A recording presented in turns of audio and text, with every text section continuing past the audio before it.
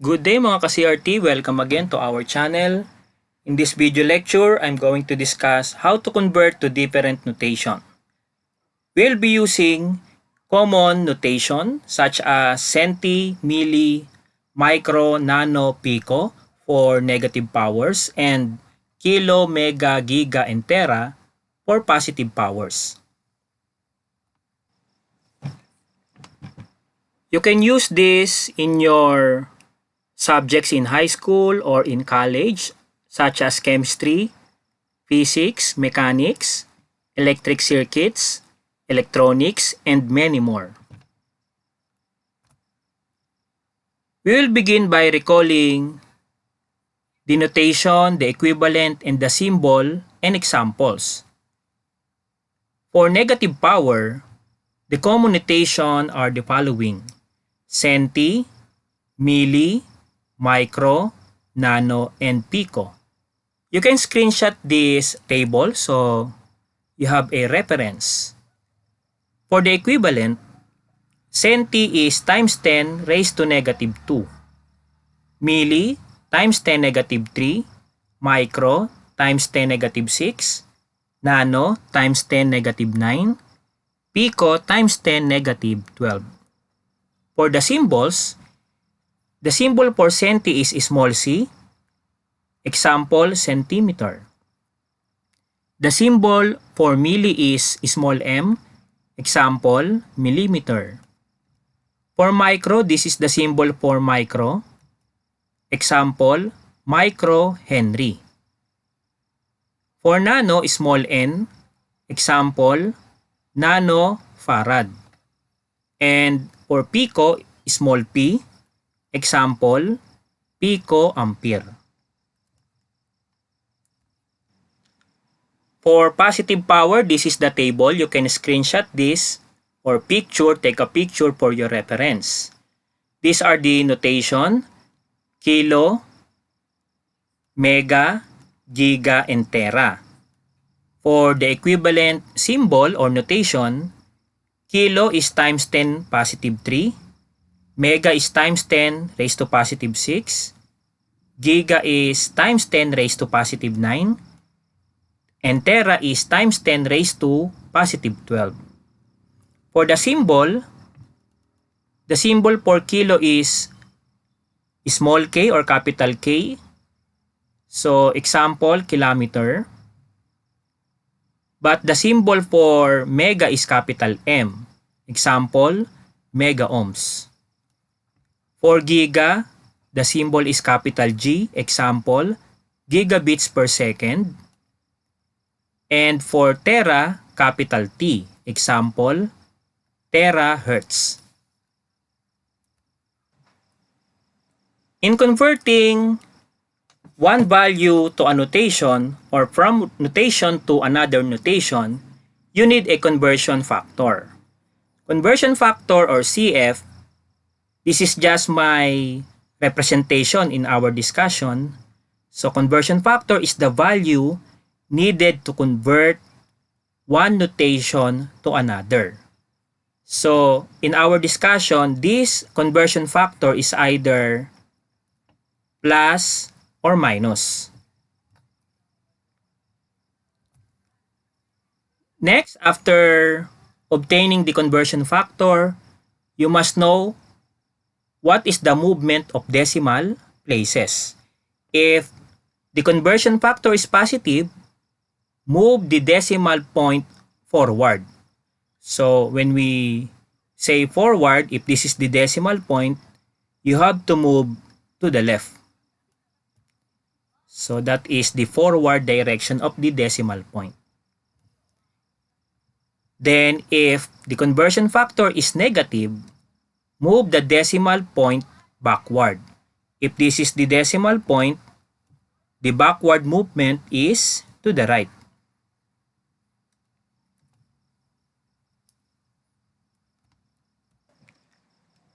Let's try this example. Convert 325 centimeter to millimeter.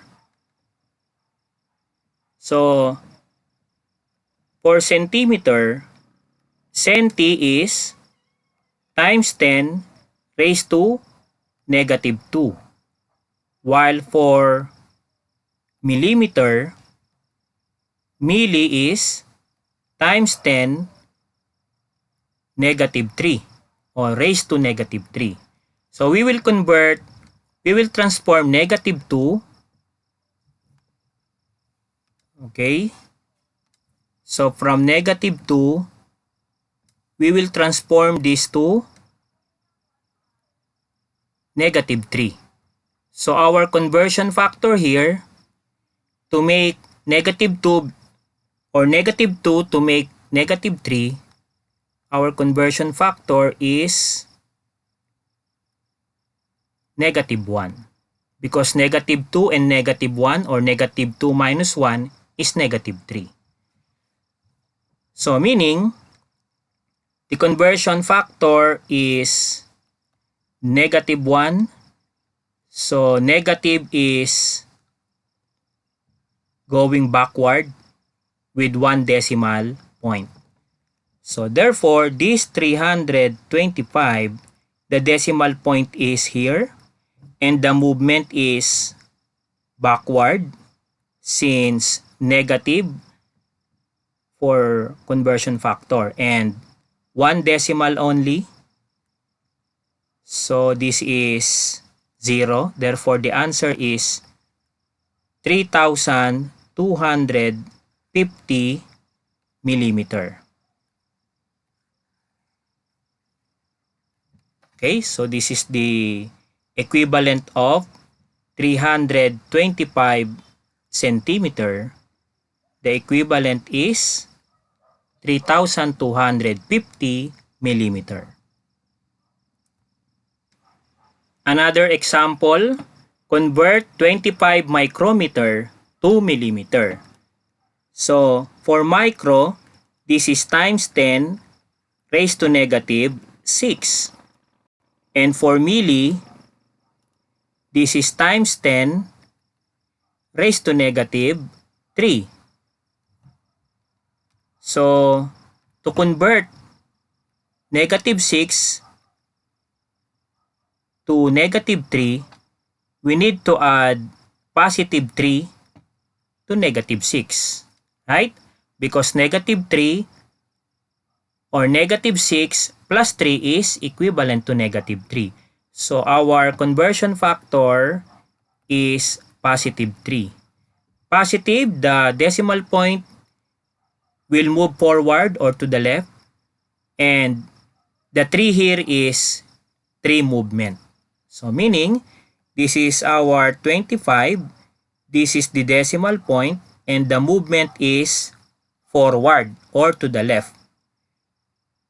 So 3 movement, 1, 2, and 3. So this is now our decimal point, and this is 0. So our final answer is 0.025 millimeter. Okay? And of course, you have to put 0 here. So 25 micrometer is equivalent to 0.025 millimeter.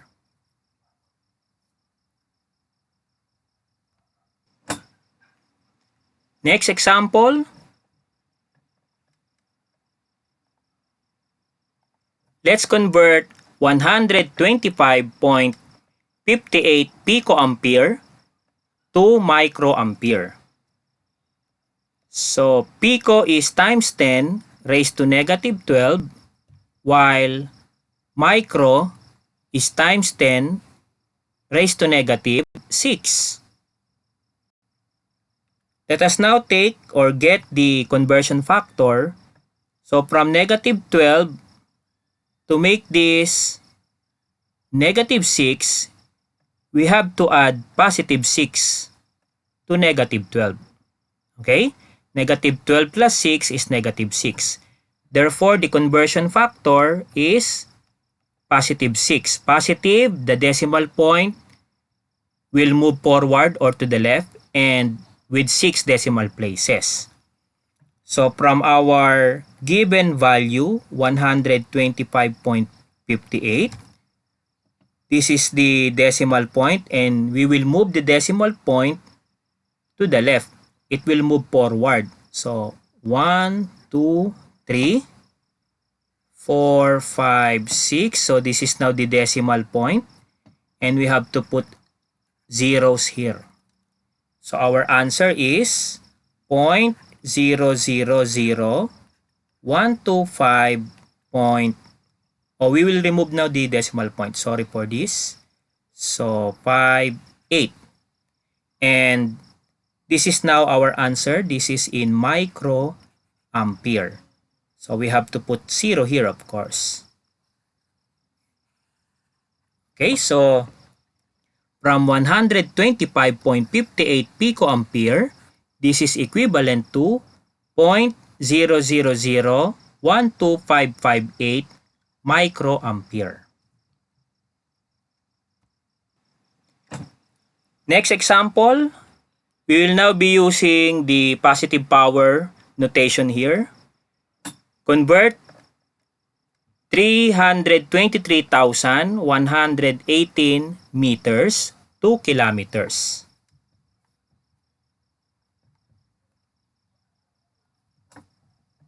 So when we say meter, this is times 10 raised to, it doesn't have any notation, so this is raised to 0. While for kilometer, this is times 10 raised to positive 3 for kilo. So let us now get the conversion factor. From 0 to make this positive 3, so we have to add positive 3. So this is our conversion factor, positive 3. Positive, the decimal point will move forward or to the left. 3, so the movement of decimal point is 3 places. So from our given value, 323,118, this is the decimal point. So positive 3 for the conversion factor, it means this is the movement of decimal point. Okay, so this is now the new decimal point. Therefore, this is 223.118 kilometers. So it means the 323,118 meters is equivalent to 322, or this is 23. Okay, again, 323,118 meters is equivalent to 323.118 kilometers.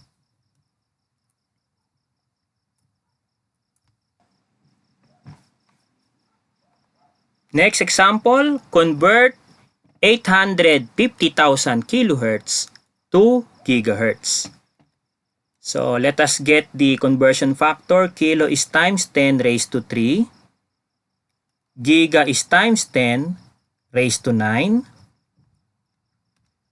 For the conversion factor, so 3 to make this 9, we have to add 6. So positive 6 is our conversion factor. It means positive, decimal point to the left, and 6 movement or 6 places. Therefore, from the given 850,000, this is the decimal point. So the movement is to the left, 1, 2, 3, 4, 5, 6. So this is now the new decimal point. Therefore, our answer here is 0.85. We can omit the succeeding zeros. So 0.85 gigahertz and put 0 here. Okay? So 850,000 kilohertz is equivalent to 0.85 gigahertz. Next example, convert 250,000 volts to megavolts. So for the volt unit, No notation present, so times 10 raised to 0. For the mega, times 10 raised to positive 6. For the conversion factor, 0 to positive 6, we have to add positive 6 from 0. So this is our conversion factor, positive 6. So from the given value, 250,000, this is our decimal point. So positive 6, it means 6 movement to the left. 1, 2, 3, 4, 5, 6. Our answer now is 0.25 megavolts. So from 250,000 volts, this is equivalent to 0.25 megavolts. Example, convert 0.0075 kilo ohms to milliohms. So this time, we will convert notation with positive power to a notation with negative power. So from times 10 raised to 3 to times 10 raised to negative 3. So from 3 to negative 3, our conversion factor is we have to add negative 6 to positive 3. Right? So 3 plus negative 6 or 3 minus 6 is negative 3. And that is the conversion factor, negative 6. Therefore, so from the given value, 0.0075, negative is movement to the right and 6 places. So this is the decimal point. Move to the right, 1, 2, 3, 4, 5, 6. This is now the new decimal point. And for these spaces, we have to add 0. So we have to add 0 here. Therefore, our answer is 7500 milliohms. Okay, so the equivalent of 0.0075 kilo ohms to milliohms is 7,500.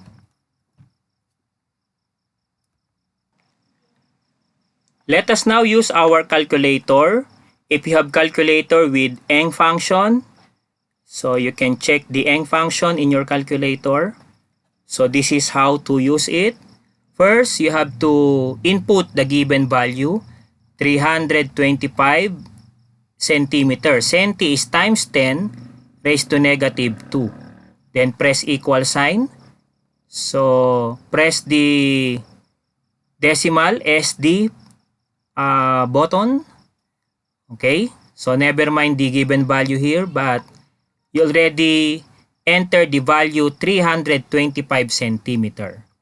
And you need is milli. Milli is times 10 raised to negative 3. So just press the Eng.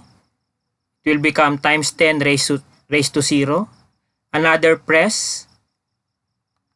So this is the times 10 negative 3. Okay? So the same with our previous answer. 3,250 times 10 negative 3 is millimeter.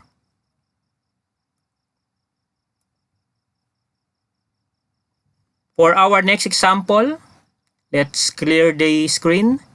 Our given is 25 times 10 raised to negative 6. So this is the 25 micrometer. Press equal sign and press Eng. So 25 times 10 raised to negative 6. That is our given. Press Eng again. So it becomes negative 9. So meaning we can press shift Eng. So the movement of decimal places is in reverse. Press shift Eng. Another shift Eng until you get times 10 negative 3. So this is times 10 negative 3 and the value is 0.025. Same answer with our previous solution. Next, let us apply our calculator Eng function to this example. So 125.58 times 10 raised to negative 12. Then press equal sign, press Eng again. So we have to reverse the process. Therefore, press Shift Eng until the power is negative 6. So this is our answer. 0.0001255 times 10 raised to negative 6. So that is also our answer from our previous solution. Next, for 323.118, press equal sign and press Eng. So this is now our answer. Times 10 raised to 3. 323.118 times 10 raised to 3 or kilometers. The same with the answer from previous solution.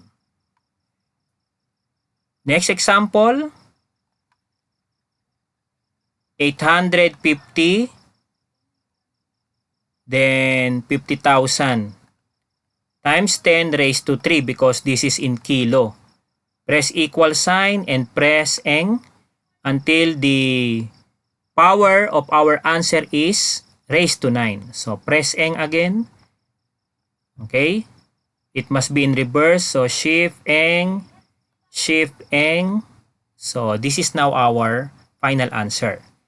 0.85 times 10 raised to 9 or 0.85 gigahertz. Then for this example, 250,000, press equal sign and press Eng. So it must be in reverse. Press Shift Eng until it become times 10 raised to 6. So this is now the answer in our calculator. 0.25 times 10 raised to 6 is 0.25 megavolts. Then for this example, 0.0075 kilo, so times 10 raised to 3, press equal sign and press Eng until it become times 10 raised to negative 3. So this is now the answer in our calculator, 7,500 times 10 raised to negative 3 or 7,500 milliohms. For your practice, you can try the following conversion. Number 1, 143.52 centimeter, convert to micrometer.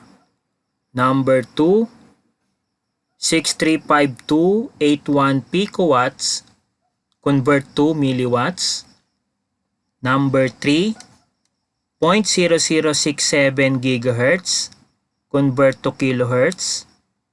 Number 4, 56300.563 kilo ohms, convert to gigaohms. And number 5, 0.000087 kilometers to millimeters. So for your practice, you can screenshot these values or conversion. And for the answers, you can check the next slide. You can check this portion of the video for the answers. So these are the answers to the questions in the previous. And this is the end of my video lecture. I hope you can use this in your upcoming subjects in high school or in college. Thank you for watching. You can leave a comment and please share, like, and subscribe to this channel. Again, thank you and God bless to all.